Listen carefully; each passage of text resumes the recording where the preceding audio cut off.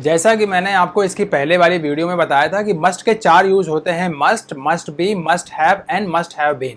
पिछली वाली वीडियो मैंने आपको मस्ट और मस्ट बी की सारी डिटेल इन्फॉर्मेशन दी थी और आपको बहुत सारे एग्जांपल्स के थ्रू बताया था कि उनका हम यूज कैसे करते हैं।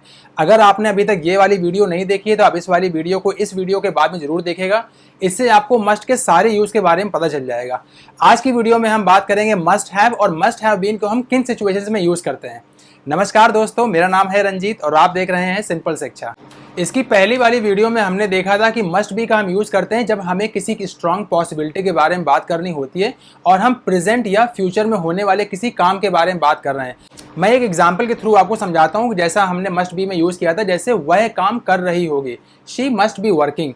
इसमें किसी के काम करने की पॉसिबिलिटी बहुत ज़्यादा है। आप 100% श्योर नहीं हो, लेकिन हाँ लगभग वो काम कर रही होगी, इतना आपको विश्वास है, इसलिए आपने she must be working use किया है। इसके ठीक अपोजिट में मस्ट हैव का यूज़ हम करते हैं जब हम किसी पास्ट की पॉसिबिलिटी के बारे में बात कर रहे होते हैं।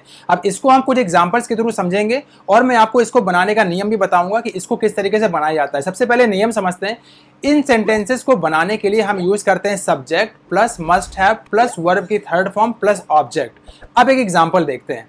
तुम चाबी पक्का घर पे भूल आए होगे। You must have forgotten the keys at home.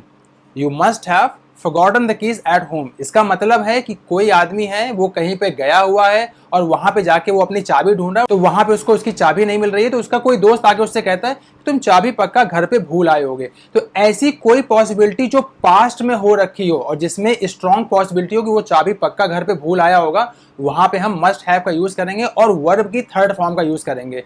You must have forgotten your keys at home. You must have forgotten your keys at home. कुछ और एग्जांपल देखते हैं ताकि आपको क्लियर हो जाएगा। उसने पक्का उसे गाली दी होगी। He must have abused him. मैंने तुम्हें बताया होगा इसके बारे में। I must have told you about this. I must have told you about this. इसका मतलब भी वही है कि पास्ट में मैंने कभी ना कभी तुमको इसके बारे में जरूर बताया होगा। ये पास्ट की पॉसिबिलिटी के बारे में बात कर रहे हैं। कुछ और एग्जांपल देखते हैं। आपने मेरा नाम तो सुना ही होगा।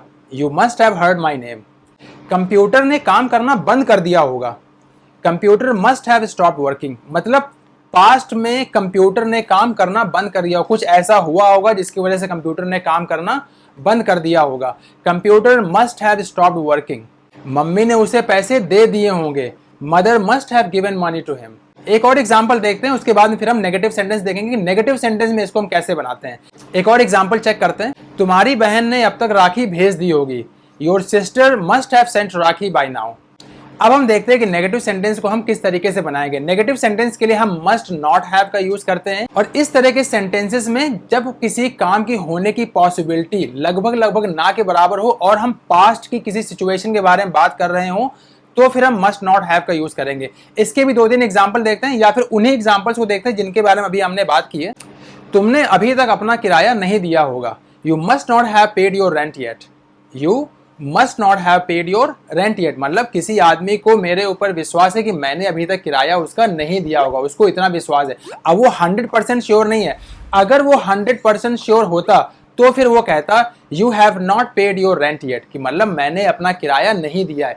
चूंकि वो 100% श्योर नहीं है, लेकिन फिर भी वो कह रहा है कि तुमने अपना किराया नहीं दिया होगा, वो एक पॉसिबिलिटी के बारे में बता रहा है। You must not have paid your rent yet, मतलब बहुत ही लेस चांस है कि मैंने अपना किराया दिया होगा, क्योंकि मैं हमेशा लेट ही किराया देता हूँ। एक और एग्जाम्पल देखते हैं। उसने तुम्हारा इंतजार नहीं किया होगा। She must not have waited for you. किराएदार ने अपना कमरा खाली नहीं किया होगा। Tenant must not have vacated his room. किराएदार ने अपना कमरा खाली नहीं किया होगा। तो ये एक ऐसी पॉसिबिलिटी है जिसके बहुत ही कम चांसेस हैं कि पास्ट में उसने अपना मकान खाली कर दिया, उसने अभी तक खाली नहीं किया होगा। अब चलते हैं मस्ट हैव बीन की तरफ कि मस्ट हैव बीन को हम किन सिचुएशंस में यूज करते हैं। मस्ट हैव बीन के लिए हम 2 सिचुएशंस यूज करते हैं। सबसे पहले सिचुएशन के बारे में बात करते हैं। ऐसे सेंटेंस जो पास्ट की पॉसिबिलिटी के बारे में बता रहा हो या जिसमें लास्ट में आ रहा होगा या रही होगी। फॉर एग्जाम्पल, जब यह घटना हुई उस वक्त वह काम कर रही होगी। She must have been working when this incident happened. She must have been working when this incident happened. इस वाले सेंटेंस में आप देखेंगे कि मस्ट हैव के बाद में हमने वर्ब की 4th फॉर्म यूज की है। तो इसको बनाने का जो नियम होता है वो होता है subject plus must have been plus verb की फोर्थ फॉर्म प्लस ऑब्जेक्ट, अगर ऑब्जेक्ट उस सेंटेंस में दे रखा है तो हमारा एग्जाम्पल था कि जब यह घटना हुई उस वक्त वो काम कर रही होगी। She must have been working when this incident happened. एक और एग्जाम्पल चेक करते हैं। पापा तब सो रहे होंगे। Father must have been sleeping then. 2015 में तुम्हारी किताबें खूब बिक रही होंगी। Your books must have been selling well in 2015. Your books must have been selling well in 2015. तो मतलब इसमें भी हम 2015 की किसी पॉसिबिलिटी के बारे में बात कर रहे हैं कि उस समय उसकी किताबें खूब बिक रही होंगी। इस समय बिक रही हैं नहीं बिक रही हैं हमको नहीं पता, लेकिन हम इसमें बात कर रहे हैं एक पास्ट की पॉसिबिलिटी के बारे में कि उस टाइम में उसकी किताबें खूब बिक रही होंगी। Your books must have been selling well in 2015। एक और एग्जाम्पल देखते हैं। यह बहुत ही डरावना रहा होगा तुम्हारे लिए। This must have been very terrifying for you. तो इन तरीकों से हम मस्ट हैव बीन की पहले सिचुएशंस में इनको यूज करते हैं जिन सेंटेंसेस के अंत में आ रहा होगा, रही होंगे या रहे होंगे, लेकिन पास्ट में, हम पास्ट की पॉसिबिलिटी के बारे में बात कर रहे हैं। अब चलते हैं सेकंड सिचुएशन की तरफ। सेकंड सिचुएशन में हम मस्ट हैव बीन का यूज करते हैं जब हम मस्ट हैव को एज ए पैसिव बनाते हैं। जब हम पैसिव बनाएंगे तब उस समय में हम मस्ट हैव बीन का यूज करेंगे। फॉर एग्जाम्पल मस्ट हैव के लिए मैंने आपको एग्जाम्पल बताया था कि मैंने तुम्हें उसके बारे में बताया होगा, तो उस समय उसका ट्रांसलेशन था I must have informed you या I must have told you about him, I must have told you about him. अब अगर इसी को पैसिव फॉर्म में लिखा जाए तो इस तरह से लिखा जाएगा तुम्हें इसके बारे में बताया गया होगा, you must have been informed about him, और या फिर you must have been told about him. मतलब तुम्हें इसके बारे में बताया गया होगा किसी के द्वारा, मेरे द्वारा या किसी और के द्वारा तुम्हें इसके बारे में बताया गया होगा। चूंकि ये पैसिव सेंटेंस है तो इसमें हम मस्ट हैव बीन का भी यूज करते हैं। You must have been told about him, तुम्हें इसके बारे में जरूर बताया गया होगा। तो हमने पास्ट की पॉसिबिलिटी के बारे में बात करते हैं। इसमें भी जो बनाने का नियम होता है वो होता है subject plus must have been plus verb की थर्ड फॉर्म प्लस ऑब्जेक्ट, अगर दे रखा है तो, और अगर नहीं दे रखा है तो बस इतना ही कि तुम्हें इसके बारे में बताया गया होगा, you must have been told about this, और या फिर you must have been told about him. कुछ और एग्जाम्पल देखते हैं ताकि आपको क्लियर हो जाए कि मस्ट हैव बीन का हम पैसिव सिचुएशन में कैसे यूज करते हैं। दुकान बंद कर दी गई होगी। Shop must have been closed. Shop must have been closed, दुकान बंद कर दी गई होगी, मतलब किसी के द्वारा बंद कर दी गई होगी, किसी के द्वारा बंद कर दी गई होगी। Shop must have been closed. Rakhi भेज दी गई होगी।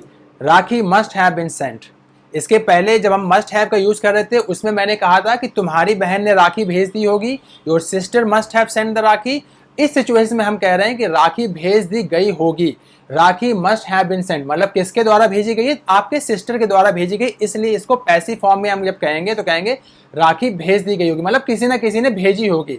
राखी खुद चल के नहीं आई है, किसी ना किसी ने उसको भेजा है, तो राखी मस्ट हैव बीन सेंट। कुछ और एग्जाम्पल देखते हैं। अब तक खाना परोस दिया गया होगा। Food must have been served by now.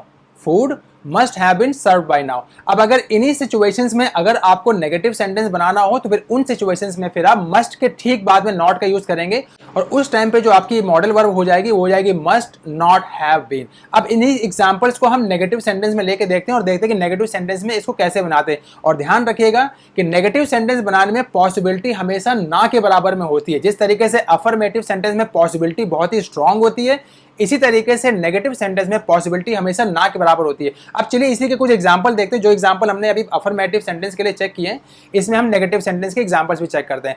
For example, जब यह घटना हुई तब वह काम नहीं कर रही होगी। She must not have been working when this incident happened. पापा तब सो नहीं रहे होंगे। Father must not have been sleeping. अब मस्ट हैव बीन के सेकंड सिचुएशन जो कि थी पैसिव वॉइस में, जब कोई सेंटेंस हमको बनाना हो तो उस सिचुएशन में अगर हमको नेगेटिव सेंटेंस बनाना हो तो उसमें हम कैसे बनाएंगे, उसके भी एग्जांपल चेक कर लेते हैं। चाबी घर पे नहीं छोड़ी गई होगी। Keys must not have been left at home. अब तक खाना परोसा नहीं गया होगा। Food must not have been served till now. तो इस तरीके से हम मस्ट हैव और मस्ट हैव बीन का यूज अपनी स्पोकन लैंग्वेज में यूज करते हैं। मैंने कोशिश की है कि मैं सारे वो एग्जांपल्स यूज करूं जिनको हम अपनी डेली लाइफ में लगभग डेली ही किसी न किसी टाइम पे यूज करते हैं। मैंने स्क्रीन पे 4-5 एग्जांपल्स आपके लिए लिख रखे हैं। आप कमेंट में मुझे लिख के बताइए कि आप इन एग्जांपल्स को किस तरीके से बनाएंगे। इस पूरी वीडियो में हमने मस्ट हैव और मस्ट हैव बीन के बारे में जाना है। मैंने आपको पहले भी बताया था कि मस्ट और मस्ट बी के लिए मैंने एक सेपरेट वीडियो ऑलरेडी बना रखी है। इसका लिंक मैंने डिस्क्रिप्शन में भी दे रखा है और आप आई बटन में क्लिक करके भी वहां उस वीडियो को डायरेक्टली दे सकते हैं। आप मस्ट और मस्ट बी की वीडियो को भी जरूर देखिए ताकि आप कोई गलती ना करें जब आपको must, must be, must have या मस्ट हैव बीन की किसी सिचुएशन के बारे में कोई सेंटेंस बनाना हो आपकी स्पोकन लैंग्वेज या फिर इंग्लिश ग्रामर में, तो आप कोई गलती ना करें। अगर आप चैनल पे नए हैं तो चैनल को सब्सक्राइब करिए, इसे अपने दोस्तों के साथ में शेयर करिए, इसे लाइक करिए। मैं मिलूंगा आपसे अगली वीडियो में, तब तक के लिए यू स्टे हैप्पी।